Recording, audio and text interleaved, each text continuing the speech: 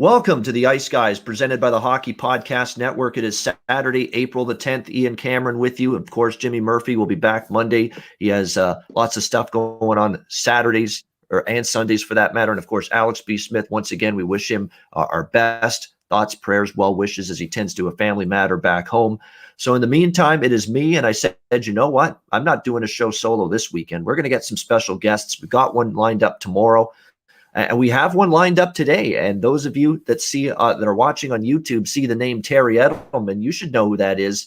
He's basically, I don't think he misses a show, to be honest with you. And we love that about him. Like he's almost watching every single day to the Ice Guys show, a loyal follower of the show for a very long time. And look, we're doing a rotation of special guests throughout the season on the Ice Guys show. And Terry Edelmann actually sent me a message a few weeks ago saying, you need me to be a special guest. I'm here. And so he's here. Terry Edelmann, Minnesota Wild fan club president, I guess you could say, joining us here as our special guest on the Ice Guys. Terry, welcome in. Glad to have you with us. Thanks, Ian. I'm glad. I've been a fan of the show since pretty much when you guys started. So it was back on SBR with Andrew and Alex, Dana Lane. So I've been watching you guys for a while, and I'm super excited to talk some hockey today. Yeah, absolutely. That goes way back to the very first incarnation, I guess you could say, of the Ice Guys show back in the SBR days a few years ago when we had Dana and we had Alex and Andrew and me. That was the original Ice Guys crew right there. You know, we've had people come and go. Dana left, of course, Andrew left, and now we got Jimmy Murphy with us. Of course, Alex and I are the mainstays still from day one of the Ice Guys. But Terry, it's good to have you with us. Let's get to this Saturday card. It is a big one. We've got two games in the afternoon. We have the Florida Panthers and the Dallas Stars. We got even money, both sides here, minus 110, the total, 5.5 shaded to the under. The Florida Panthers, they have not lost multiple games in a row very often this year, but they have going into this game here against the Dallas Stars, albeit, you know, we're talking about losing to the Carolina Hurricanes, which is no shame in that. The Hurricanes having a phenomenal season. Florida, I think the third period got away from them the other night, and then or the first game against Carolina. And then the other night against the Hurricanes, it was just Carolina putting a blanket on Florida. You give them credit. They played very solid defensive hockey. Florida had difficulty generating speed through the neutral zone. And really, their time in the offensive zone was limited for much of that game. So it was a really, really good effort defensively from Carolina. You know, I've been backing Dallas a little bit lately on this road trip that they just completed. They split Splitsville essentially for Dallas. They split the two games in Nashville. They split the two games in Carolina. They split the two games just now in Chicago. And now they're back home off that road trip. That's always a little bit of a dubious spot here. Dallas has had their share of issues clearly head to head with the Panthers this year. Panthers have dummied them. The Panthers have absolutely dominated the Stars head to head. I would only look toward Florida here in this game. I know obviously the Ekblad injury is significant, but let's not forget, prior to the two losses against an excellent Carolina team, Panthers were showing an ability to still win games, play good hockey without Aaron Ekblad in the lineup. They do miss him, but I like the way Barkov, Huberdeau, and Carter Verhaeghe, that trio in particular, have been really leading the charge offensively for the Panthers at that forward group. Verhaeghe's actually the leading goal scorer on this team, 17. You talk about a great pickup in the offseason from the Tampa Bay Lightning, a guy that that finds it difficult to crack that depth that the Lightning have. You obviously get a chance now to be in a top six role here in Florida because there's more opportunity for a guy like Carter Verhaeghe. And he's making the most of it. He's been outstanding. Barkov and Huberdeau tied with 42 points each. So these are guys that are getting it done right now for this Florida Panthers team. It looks like it's going to be Sergei Bobrovsky in net for Florida, Anton Khudobin for the Stars.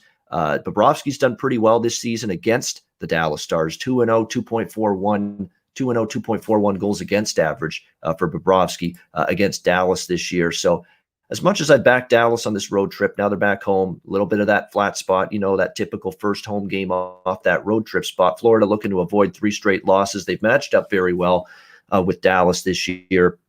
So yeah, I'm going to be on the Panthers here, right around minus 105, minus 110. Pretty much even money. Pretty good price considering the way the Panthers have played most of the season. Like I say, they've lost 2 in a row, but are we going to penalize them and are we going to throw them in the garbage chute because they lost to an excellent Hurricanes team? I'm certainly not going to do that. So I do like Florida here in this game. Terry, what do you think? What's your take with the Panthers and the Stars? Well, Florida is very well coached. That's what I've noticed. Coach Q Quenville has done a great job with Florida. Their defense is better this year. Their goaltending is better this year. Their offense is still good. I like Florida moneyline official pick today. I just feel losing the last 2 games, they're going to come out strong tonight. The division title is still within their grasp. So playoffs, you want to have home ice advantage. I think Florida's going to give it their all tonight. I like Florida money line. Yeah, and they've been a good road team all year. 12-8 on the road is a pretty good road record. I mean, anytime you're 500 or better on the road, it's good. But 12-8 on the road is really good. I mean, it's difficult to win away from home. Florida's been able to do that. Hudobin still in terms of his win-loss record, he's only 8-13 on the season when he's been in net. So it's been tough sledding for him to get victories. We've got the Boston Bruins now and the Philadelphia Flyers. This is the second of the 2 afternoon games in the NHL today. Boston minus 120, road favorites, total 5.5, shaded to the over here in this one. Look, Jimmy Murphy, who was on the show yesterday talking about Jeremy Swayman, and rightfully so, giving him all the accolades, giving him all the credit. He looks like a composed goalie. He's cutting down the angles. He's seeing the puck well. And much like these goalies that are younger, that are stepped in and played well, I think of Jack Campbell in Toronto, I'm seeing it with Jeremy Swayman in these first few starts with the Bruins. He's just a vacuum. When the puck hits him, he sucks it up. There's no rebounds. His rebound control has been very, very good.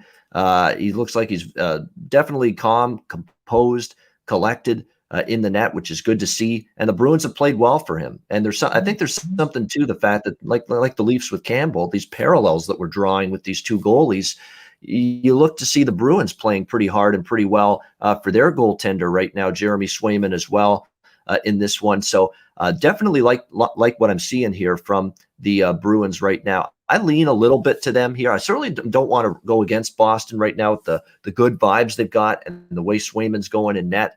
The Philadelphia Flyers, of course, lost the last game head-to-head against the Bruins, and Swayman got the better of them there. It's Brian Elliott who's going to be in net today for the Philadelphia Flyers. And look, he hasn't been quite Carter Hart level of struggles that Hart has obviously had for, especially earlier, about a month or so ago. But Elliott's still been, shaky to say the least this season in net for the Flyers. So to me, it's a look to the over as well. I would probably lean in that direction here. I would only look Boston from a side perspective, minus 120. I like the good karma they've got going. And I will say this, though, about Swayman. As good as he's been now, you're going to have to face this very same team for the second time. This is where you would expect a team like the Flyers to make some kind of adjustments, consult their goalie coach and say, hey, what did we not see on Swayman? Where are his tendencies? What are his weaknesses? What can we exploit here in this second time facing him? So now's the proof in the pudding coming up. Can Jeremy Swayman go out there, play well like he did the first game, knowing that there's probably going to be some adjustments coming from these Flyers forwards and some of these shooters? So I do lean to the Bruins. I probably will have a small bet on the Bruins, but I think I like the over here just a little bit more than the side. 5.5 is the total. The over is about minus 110, minus 115. So lean small bet Bruins, maybe a little bit stronger opinion for me over 5.5 here, minus 115. Terry, what's your thoughts here with the Bruins and the Flyers? Well, first thing I do when I handicap games, I wanted to mention that too, is I like to look back at the last 5 matchups between those 2 teams. So I put in Boston in Philadelphia, and I look at the last 5 meetings in Philadelphia and see what's happened. So Boston is 4-0-1 in their last 5 trips to Philly, and 6-0-1 against the Flyers this season in general. For me, the Flyers are a big letdown team this year. I had them winning the division before the season started in my preseason predictions. I really thought the Flyers had a great team. top to bottom and thought they were going to be a contender. But I think this series versus Boston is the reason why they're going to miss the playoffs and is a big reason for their falter this year. I'm on Boston money line. Like, you can't, with the price that you're getting for Boston and the way Boston has just like destroyed Philadelphia this year. It's hard. I can't talk myself off Boston. So Boston money line, an official pick for me. They have owned the Flyers. There is no question. There is absolutely zero debate about that. It has been a tough go of it head-to-head for the Philadelphia Flyers against the Boston Bruins. And what's scary for Philly now is that all of a sudden the Bruins have their big guns going again. Bergeron, Marchand, Pasternak, they're all stepping up. They've had a nice little few games. They were, Cassidy made the decision that, hey, we're going to tinker with the lines a little bit last weekend against Pittsburgh. And ever since then, we've seen this offense come to life, which is also why I like the over, because I think they realize, hey, for this young kid, let's get our offense going. Let's score some goals. Let's give him all the support we can. So I think there's that incentive to, not just try to win games low scoring, but help him in terms of give him some goals as well. And we saw that from the Bruins the last meeting against the Flyers in that 4-2 victory. All right, the rest of the games are at night. We'll start with Winnipeg, Montreal. Montreal minus 130. Home favorites, total 5.5 here, shaded to the over in this game. The Jets, great spot for the Jets when they faced Montreal a couple of nights ago. Montreal was off that intense, exhausting, physical game against the Leafs. Went back and forth. The Leafs got the victory, a little bit of a flat spot the very next night, and Winnipeg pounced on Montreal in that first period and ended up carrying forward to the victory 4-2. It was a really good spot to back the Jets in that game. I might come back to Montreal here, though, in this one. I think they've been a pretty good, lately at least, they've been a pretty good bounce-back team. Hellebuck and Jake Allen, it's going to be the same goaltending matchup we saw the other night for this the other night between these two teams. Blake Wheeler is out indefinitely. They missed him the other night as well, but still were able to win without him. As far as the Montreal Canadiens go, obviously, Brendan Gallagher still going to be out long term, but definitely I thought they pushed back pretty well against the Winnipeg Jets. And if you actually look at shots on goal, high danger chances, expected goals margins in that Jets Canadiens game the other night, there was a heavily tilted ice toward the Montreal Canadiens. They actually took the game to the Winnipeg Jets, even though they came out on the losing end of the final score.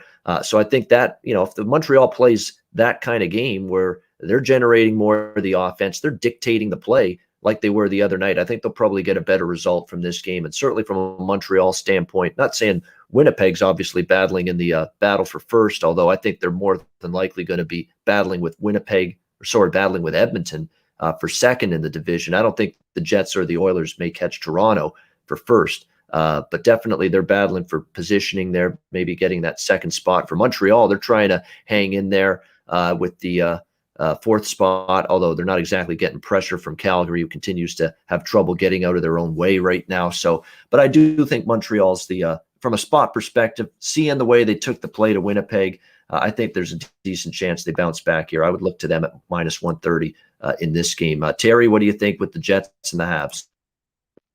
I have two picks for this game, actually. So 6 of the 7 games between these two teams have gone over 5.5 between them this season. They've all been high-scoring games. Winnipeg's 5-2 against Montreal this season, and won 3 of their last 5 in Montreal. I think that the Jets have been undervalued a lot by odds makers this year. I think there are times where they're underdogs when they shouldn't be. I think Montreal is a bit overvalued by odds makers. So I'm going right back to it, Winnipeg money line as an official pick, and also over 5.5 in this game. All right, like in Winnipeg plus 110 and over 5.5. There's no doubt. Winnipeg is a small market team. They've got some excellent forwards, but they're not these forwards that are going to be, in the mainstream consciousness all the time. Nikolai Ehlers and Kyle Connor, Mark Scheifele. We know how good these guys are, but you don't get them mentioned quite to the level that some others do. So that's your issue right now, and that's why Winnipeg, is probably a little bit undervalued right now in terms of the betting markets. Chicago, Columbus, we've got Chicago minus 125, road favorites, total 5.5, shaded to the over in this game. The Jackets, not a team I'm backing. This close to the deadline, with all the rumors swirling right now that, is Nick Foligno going to get traded?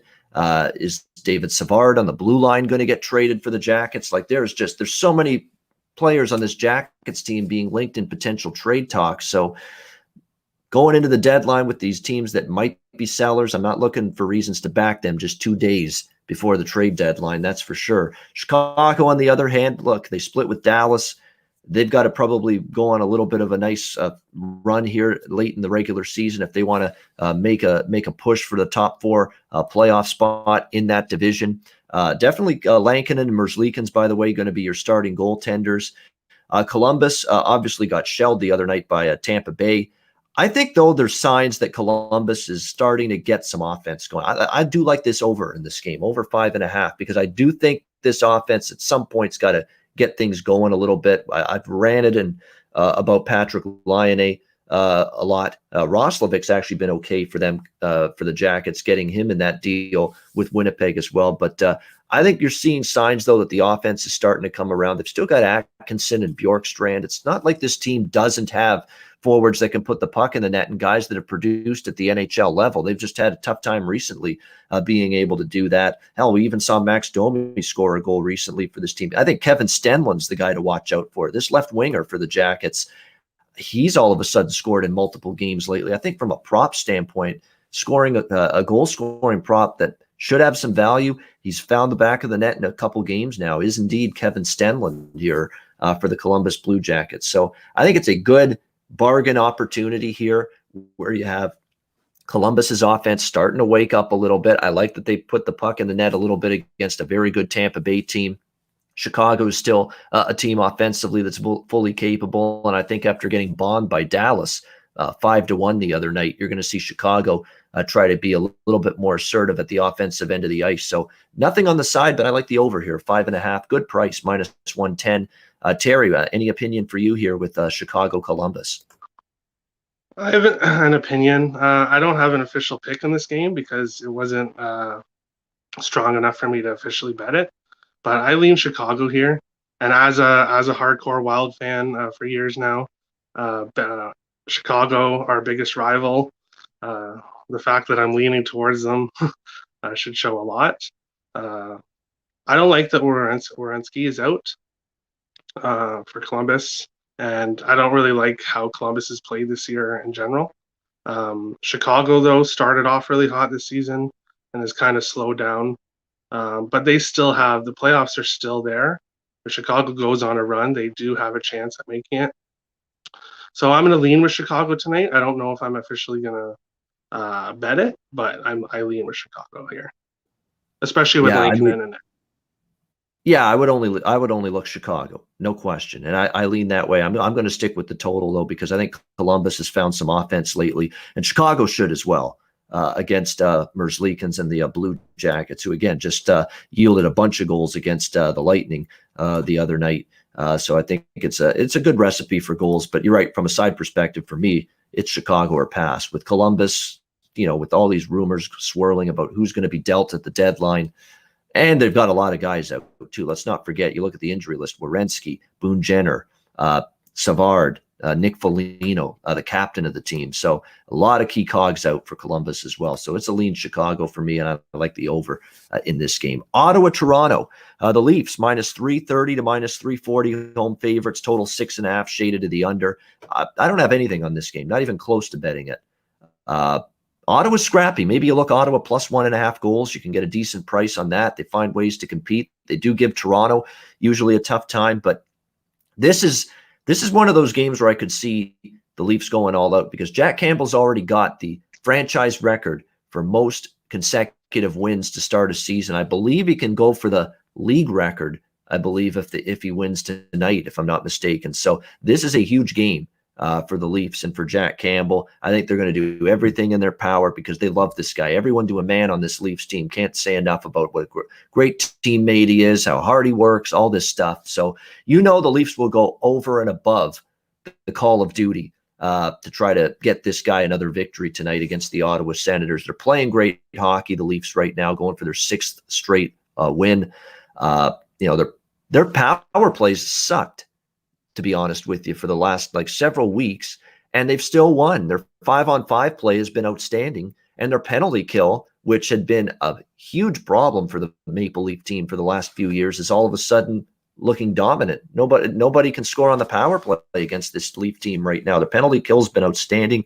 I think Jack Campbell has certainly played a huge part in that. Austin Matthews is getting it going again. He had that wrist injury. He's gotten over that clearly because he's back to scoring almost every game now for this Leafs team. I think they win the game.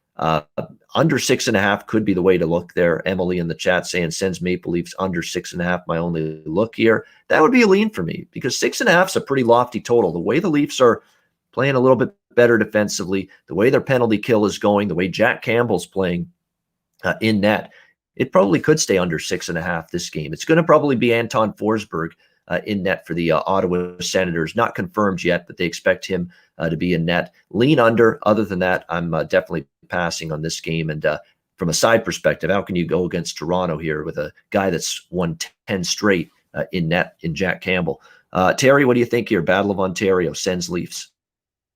I stay off totals. I don't have luck with totals, so I try to stay off them. Like I am on the Winnipeg over today, but for the 7 matchups this year between these two teams have gone over.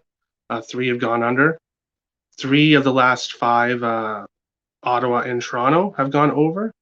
So the under, I know Campbell's playing well, and Ottawa's goaltenders have been playing well. But I can't take the under here. And then the Leafs, the value on the Leafs, there is none. Like Leafs money line, you're paying so much. So what I'd look to do with this game is, because I really do think that the Leafs are going to win, I would look to parlay this with another game that we're going to talk about coming up soon. So this would be a first leg and a 2-team parlay, which would be Toronto money line. All right, like in Toronto as part of a parlay. Yeah, I wouldn't talk anyone out of putting Toronto in a parlay of some kind. That's the only way you can find some kind of value with that. Puck line and regulation line aren't even all that good enough from a price standpoint here in this game. Detroit, Carolina. We've got Carolina minus 345 to minus 350 home favorite. Total 5.5 shaded to the under. I should point out, we've got 2 games right here back to back where you've got favorites of more than minus 300. Which is a good time for me to remind everybody watching and listening that we're now into the last month of just about of the regular season. The teams that are the best teams in the league are going to be priced like it, especially when they're against inferior teams. It's okay to pass, in these games with these inflated favorites and dogs that you don't fully trust to actually win the game. It's okay to pass. I mean, you're going to see me probably have less volume, less plays on a daily basis for the next several weeks as we get closer to the end of the regular season. It gets a little bit tighter, gets a little bit trickier, especially with so many 1-goal games. So that's why, it's okay to pass. That's what I'm doing here with Detroit and Carolina. It's a potential flat spot for Carolina because they had the 2 big wins against Florida. Now you're playing lowly Detroit. We even saw Tampa Bay fall into this problem with Detroit, where they beat Detroit in the first game and they all of a sudden lost the second one to them. They're 1-4 so far here in April, this Detroit team. Carolina is just rolling right now, playing excellent hockey, 27-9-3 this season, playing just outstanding. Peter Mrazek is expected to be in net here for Carolina tonight. They're 14-5 at home this year. They should win the game.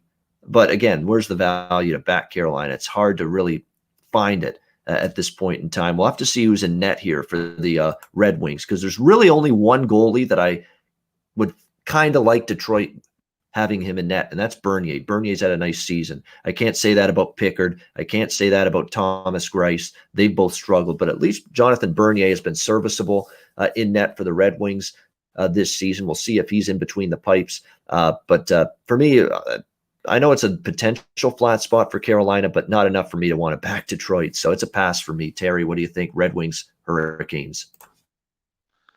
Kind of the same thing with the Leafs game. There's just there's such a huge favorite for Carolina in this spot. But they've struggled a bit against Detroit this season. They've only won 3 of the 5 matchups against them. So Detroit's won the other 2. and they're only 2-2-1 in their last 5 trips. Sorry, and they're in Detroit's last 5 trips to Carolina. Carolina's only 2-2-1. So this has been a team that you think Carolina should just roll past, but they haven't. So no official pick in this game for me. I would lean Carolina, but again, like the Leafs, there's not really. I don't see any plays that have value to bet for Carolina. Yeah, that's pretty much very much the same thing we just talked about with Toronto. And how nice is it for Carolina? They be like Florida's a really good hockey team, and we'll throw Peter Mrazek in for the first game against Florida, and he'll do a good job and get the win there. And then we'll throw in Alex Nedeljkovic, and he'll get a shutout the next game against them. Must be nice for Rod Brind'Amour. And these two guys are going, both of their goalies, Nedeljkovic and Mrazek. And Mrazek's been really good since he came back from injury. So, and with that defense, with enough offense up front, there's definitely a lot of things to like with this Carolina team. And I'm hearing Carolina's interested in Nick Foligno. And he's the perfect kind of forward, because the one thing about Carolina, they don't have a ton of forwards with a lot of bite and a lot of the physical. We'll go after the pucks. We'll win those puck battles. We'll win those physical battles on the ice. If they go after a Nick Foligno at the deadline by Monday and get someone like that, wow, that makes their team even more dangerous and a lot better. So we'll see if they can pull off that trade. But there's all of a sudden some Nick Foligno Carolina rumors going around. We'll have to wait and see if anything comes to fruition with that. Tampa Bay, Nashville. Tampa Bay minus 185. Road favorites, total 5.5, shaded to the under in this game. Look, this is Tampa Bay is now all of a sudden that team where I'm thinking, you know what? I know they bounced back strong. They lost to Columbus. You could tell they were not happy about it. They pummeled Columbus in the rematch the other night. But they're still not a team I'm ready to lay a minus 180 with on the road against this hard-trying Nashville team that, again, is right now in the midst of playing some of their best hockey of the season, this Predators team. What they've been able to do is incredible as of late, especially when you consider the fact that the injuries keep on mounting for this Nashville Predators team, and yet they've still found ways to grind out wins and get the job done. Now they are coming off games against Detroit, so this is a huge step up in class here for this Nashville Predators team. But the thing that worries me here in this game is the injuries for Nashville. They're mounting at an alarming rate. They were already without Phil Forsberg. They were already without Ryan Ellis and Duchesne and Lucas Biza. And now Dante Fabro on the blue line is out. Matthew Olivier is out. And the real big absence is this young Finn who's been playing on the top line from Eli Tolvanen. He is now out for the Predators. It's a huge loss because he had been such a spark plug for them offensively of late. His play is kind of what sparked this run for the Nashville Predators that they've been on the last couple of weeks. And now he's out. That's a concern. Yeah, Stamkos day to day, likely not expected to play tonight for the Tampa Bay Lightning as well. It's a really, really tough game. I tried to make a case actually for Nashville plus 160 with how hard they're playing, but I just don't know how many more injuries this team can sustain and continue to win games. And now they're playing, still a really good Tampa Bay team. So I lean to the Preds a little bit. And let's not forget, the last Predators have struggled against Tampa, but the last time they played Tampa was finally the game they won for the first time against Tampa Bay. So lean slightly to Nashville, but they just too many injuries for me. So I couldn't pull the trigger. What do you think, Terry, about this one? This one's another tough one. I want to go Tampa. And Tampa did finally get the monkey off their back. They finally played well in their last game. But I'm not quite sure that they're back to their regular selves yet. And Nashville's been playing so well. Like Nashville, everybody was ripping on Nashville earlier on in the season. They looked like they were going to compete with Detroit for last place. Like they didn't look like themselves at all. But lately they've been on fire, Nashville, and they do have a lot of injuries as well. So I don't have a pick in this game because I feel like Tampa's going to win, but I don't want to go against Nashville right now. So this one's a pass for me. But Tampa is 5-1 against Nashville this season, and they're 4-1 in Nashville in their last 5 trips to Nashville. 4-2 in the over this season. So it's a pretty even game. I don't have a pick on it, unfortunately. Yeah, I still think that the Lightning defensively are not playing at the level that I think they want to be playing at. That's been the issue the last few games. There's been some holes in that team defensively. Now, they did have McDonough out for a bit.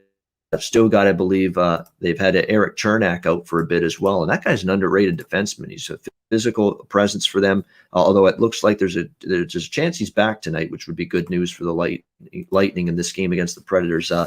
I'll tell you what, they're working their tails off right now, the Predators. But again, when you just sustain so many key absences now due to injury, how long can you keep on going right now with all the the manpower that essentially could be out of the lineup tonight for the Predators?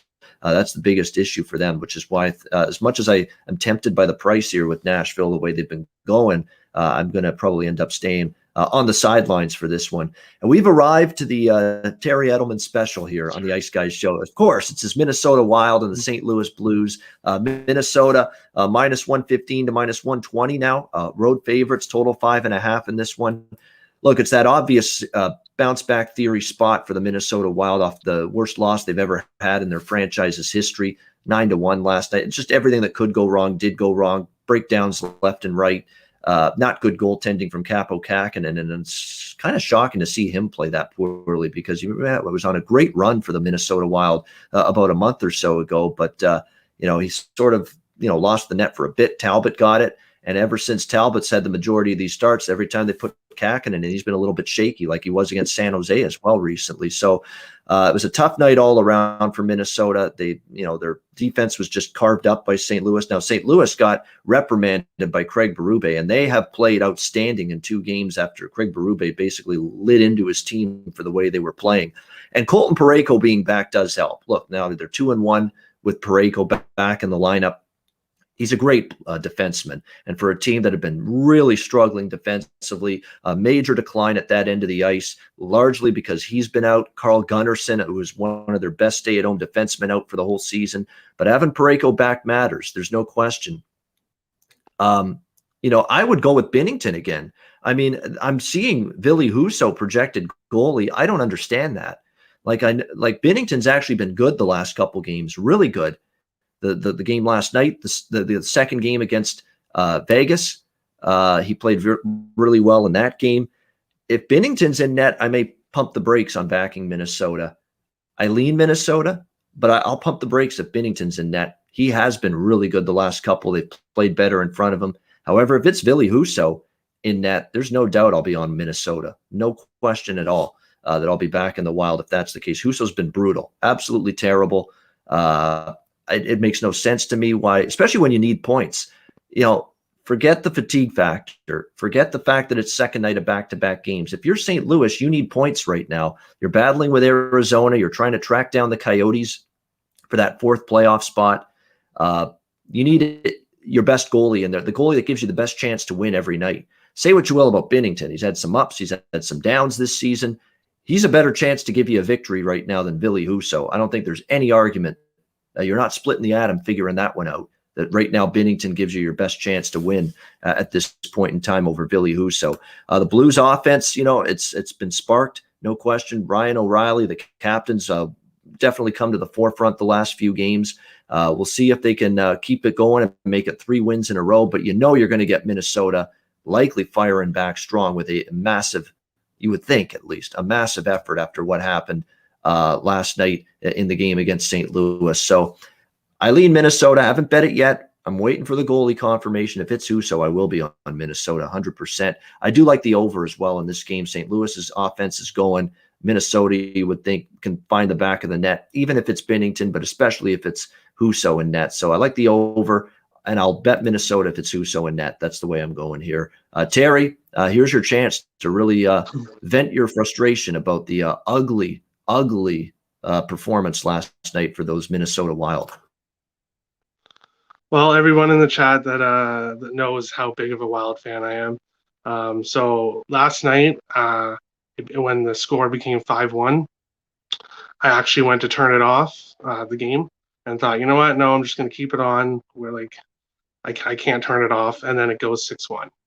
So the game goes off, and I just start looking up stats for today, try to get my mind off everything. What happened in I think is the first game against Colorado, we played a great first and a great third, but not a great second. So I posted in a Wild fan group before the second game against Colorado, and I said, Wild, give it your all. I want to see like everything you have in this game, play a full 60 minutes. And they did that against Colorado, and they smashed Colorado.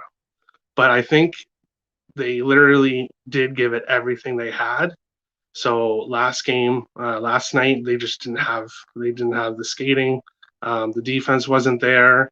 Capo wasn't good. Capo played so well in his winning streak, but I think the time off, and then facing Colorado right away, I think that's just ruined his confidence. And I think thrown out of rhythm. Yep. Yeah, go ahead. Yeah, thrown out of rhythm completely. He was rolling. He was starting every game. He's been in and out, more out than in because Cam Talbot's had most of the starts lately. And then he thrown in against, an outstanding, well, I shouldn't say an outstanding St. Louis team, but a capable St. Louis team that's coming off one of their best wins the night before against Vegas. It's hard to reestablish that rhythm and your best performance when you've been completely thrown out of your rhythm. And I think Dean Evason screwed up a little bit with giving Talbot so many starts because he's clearly lost all the momentum that he had. Yeah, I agree. Evason, I think, has been a great coach for the Wild. He did make he made a kind of a controversial decision starting Talbot on a second night of a back-to-back when he played the first one in the first game against St. Louis, but he shut the Blues down 2-0. So he makes great decisions. He makes great line decisions, but I think not giving Capo enough starts has kind of hurt his confidence. But Capo's not in net tonight. Talbot is. Like you said, Wild had their worst game in franchise history. So they let in the most goals they've ever let in a game. A goaltender has let in the most goals in any game. And the Wild had their most lopsided loss in franchise history. So for me, last night they didn't skate. Last night they didn't play really. So they should have everything in the tank for tonight. And let's go Wild. I'm on the Wild money line. I'm also on the Wild first period money line. I think the Wild are going to come out strong tonight. The Blues are going to go back to being the Blues they have been previously before these three games. I'm on the Wild tonight. Surprise, surprise. Yeah, of course you are. Yeah, a big shocker. Breaking news. Terry Edelmann likes the Wild. Didn't see that coming. That's news that nobody expected to hear. Yeah, liking the Wild. First period enough full game.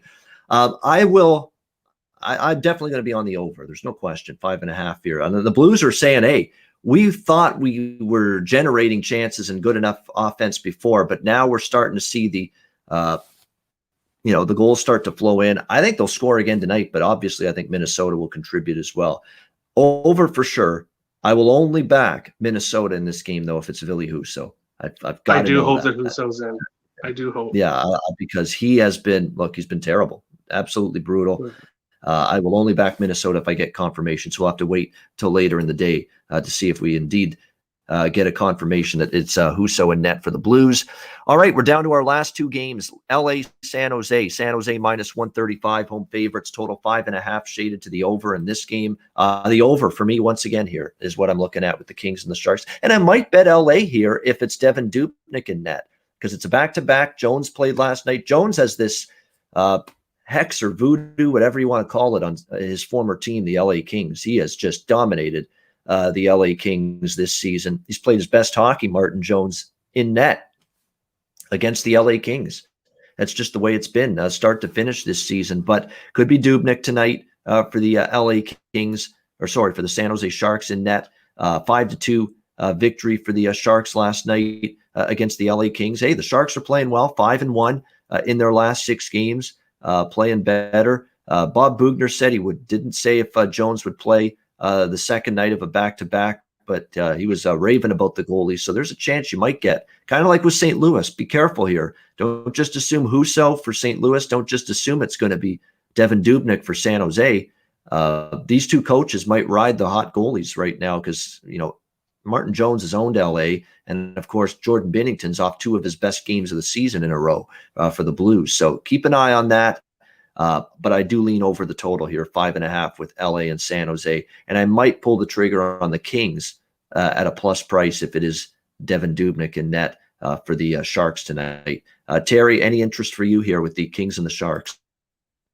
San Jose's 6-1-0 against the Kings this year. They're also 4-0-1 in their last 5 home games against LA.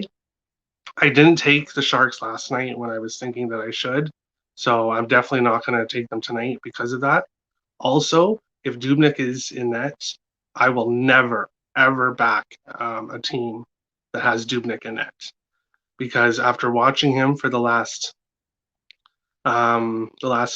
6 years, he's been declining, and I will never, ever put any money on Devin Dubnyk. That's for sure. So if Jones is in net, I would lean with San Jose, but no official picks on this game for me. These two teams are even, in my opinion, but Sharks have a chance at the playoffs, so they could continue their little run they've been going on, but without knowing the goalies yet, and the fact that they did play last night and I wasn't on them, I'm not sure if I'll get to San Jose tonight, but I do lean with them for sure. All right, we have the Battle of Alberta, final game, Edmonton, Calgary. We've got even money both sides, minus 110, the total 6 across the board in this game. Calgary's been is going to be, this is from a spot perspective and a scheduling standpoint, this is as good as it gets for Calgary. They've been off since Monday when they lost the second game in a row to the Toronto Maple Leafs. For Edmonton, look what they've done since then. They've had to play a lot of road games, this Edmonton team. They had to play Montreal. They had to play back-to-back against Ottawa. And now they got to play Calgary. This is going to be, I believe, their 4th game in 6 days. So they've played a condensed schedule, a lot of games with some travel. And Calgary's been rested and waiting for Edmonton since Monday. But is Calgary good enough for that to even matter?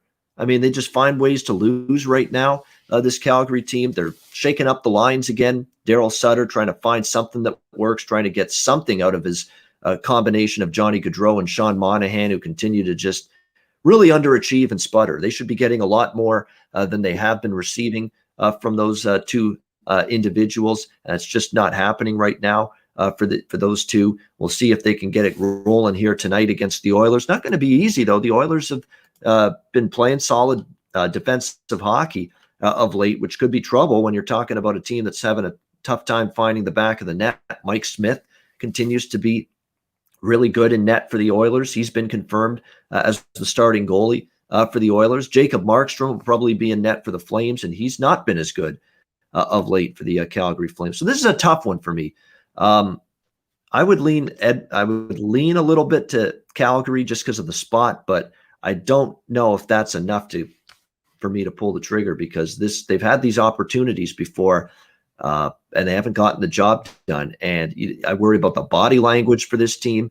Like in the 2 games against Toronto, they were competitive, but boy, when something went wrong, they let in a goal. You could see the momentum, go away from them. The other team would just suddenly hem them in for a couple of shifts in a row and just take the play to the Flames. So it seems like when something bad or negative happens to the Flames, they just stop playing and they get down on themselves. They lose their confidence, and all of a sudden, a tie game goes to down 2 goals, kind of like what we saw in a couple of those games last week for Calgary against Toronto. So it's a mentally fragile team right now. I think they know that it's going to be tough for them to make the playoffs. I think it's a home run spot for Calgary, but home run spot doesn't always get the money, especially if it's a team that just can't find ways to win games and get out of their own way. And that's kind of the rut Calgary's in right now. So I lean a little to the Flames. I really don't know if I'm confident enough or feel good enough about it to pull the trigger, though. Terry, what do you think here? Battle of Alberta, Edmonton, Calgary. So the Flames are kind of like the Flyers to me this year as well. They're a team that I had doing in the playoffs in my preseason projections. and Calgary fired their head coach, and I thought, oh, Sutter's going to come in, he's gonna help them, but they've actually kind of looked worse with Sutter. So I don't like this Calgary team at all. Edmonton has won 5 out of the 7 matchups this year. Mike Smith has been playing amazing. When he was injured early on in the season, I thought, when he comes back, he's not going to be good. Edmonton's going to have horrible goaltending this year. They might miss the playoffs because of their goaltending, but Smith has been really good. So this is my second leg in my 2-team parlay. First, the Leafs in the Battle of Ontario, and now Edmonton moneyline is official pick for me for the Battle of Alberta. It may be a spot for Calgary, but I don't like how Calgary's playing. I feel like they might possibly have given up in the season now. They see where they are. They see how far ahead Montreal is. I like Edmonton tonight, Edmonton money line for sure. Probably And one of Ryan, my biggest bets. there you go. So like an Edmonton money line in this one. And yeah, when you look at Edmonton, that's the one thing you worry about. 4th game in 6 days, all with travel. Ryan Nugent-Hopkins is out, but they managed to overcome that. And you got to give them credit, beating Ottawa twice the way they did. They coughed up that 2-0 lead to Montreal and lost in overtime. But, this has been a pretty solid Edmonton team for a good stretch of games. Their only losses were overtime losses to Toronto and Montreal. So they have played very well. And there's still that part of me that's very leery about trusting Calgary. It's just simple as that. It's a team that's not had that body language that's good. There's a lot of Daryl Sutter's, already surly and calling out the top guys, saying we need them to score. I actually lean over. I know Edmonton's on a 6-game under streak, but Calgary's talking about it at least. We need to get some offense going here. And they actually have gone over the total 2 of their last 4. And then the other game was a 4-2 with Toronto. And the one game that stayed under was 3-2. And the thing that worries me is that with the Battle of Alberta, you're going to see rough stuff. You're going to see some penalties. And that obviously is good news for overs, because the more power plays there are, the more chances there are going to be for goals. So I lean a little to this game over the total, but just leans for now with Calgary and the over. And again, Calgary's probably not something I'm going to get on board with, because they've had these opportunities in good spots, good situations, good bet on moments before, and failed to get the job done. And we'll have to wait and see. And again, he's now going to go back to splitting up Gaudreau and Monahan. We'll see if it indeed ends up making a bit of difference for them, because clearly they've had trouble finding the back of the net throughout the season, really, largely because their top players haven't consistently gotten the job done. All right, great stuff. Terry, good job on your NHL Ice Guys debut. Like I said on Twitter, this was like your PTO. This was your player tryout. Yeah. So if you want to get another invite or stick with the team, you got to perform. So you did a nice job today. Well done. Good stuff. And we'll get to best bets in just a second. That's the familiar end of the show ritual with the Ice Guys. So we're going to let you throw a best bet at us in just a second. Before we wrap up, a reminder: download the DraftKings Sportsbook app, sign up for an account, use the promo code THPN. It is a great time of year, lots to get involved with. There's obviously the Masters is wrapping up this weekend, but you've got NHL, NBA, MLB on a regular basis. Right now, down to the last month of the regular season in the NHL and the NBA. You got the NFL draft, of course, later this month. There's going to be props available to bet. There we go. I wanted to get it up on the screen. There's going to be props available to bet in the NFL draft. Take advantage of that promo code with DraftKings, because when you download the app and sign up, you'll get a deposit bonus, weekly specials, weekly incentives, bet boosts, so many different perks that you will have at your disposal. And all you have to do is download the DraftKings Sportsbook app, sign up for an account, and use that promo code THPN. All right, it is time for Best Bets to wrap up this Saturday edition of the Ice Guys show. Terry Edelmann, we'll start with you, our special guest. What do you like for Best Bet today? I'm going to go with Edmonton moneyline. I know a lot of people thought I'd probably go with the Wild, but I really like this Edmonton team. I feel like this is a good spot for them tonight, and they're gonna have a nice win. I also wanted to throw a prop bet. I don't know if it's available for all books, but for anyone who has Bet365, it is available. Away teams plus 3.5. So for the whole night, the goal totals. I'm taking the away teams plus 3.5. I like a lot of road teams tonight, so I feel like that's a good play for the away teams. So yeah, my best bet is Edmonton money line. Yeah, and your away teams are Florida, Boston, Winnipeg, Chicago, Ottawa, Detroit. There's a couple I don't think will win. Ottawa, Detroit. Winnipeg, I'm not as sold on them tonight, even though I liked them the other night. Tampa over Nashville, Minnesota, St. Louis, LA, San Jose, Edmonton, Calgary. But again, Terry's on a lot of those road sides, so it definitely makes sense to maybe look at that prop if you're in his shoes, no question. So Terry liking Edmonton here for his best bet, minus 110 against the Calgary Flames. My best bet, we got it done with an over last night with Arizona Vegas. It was an over 5.5. I'm going right back to the well with an over 5.5. Chicago Columbus over 5.5 minus 110. I like it.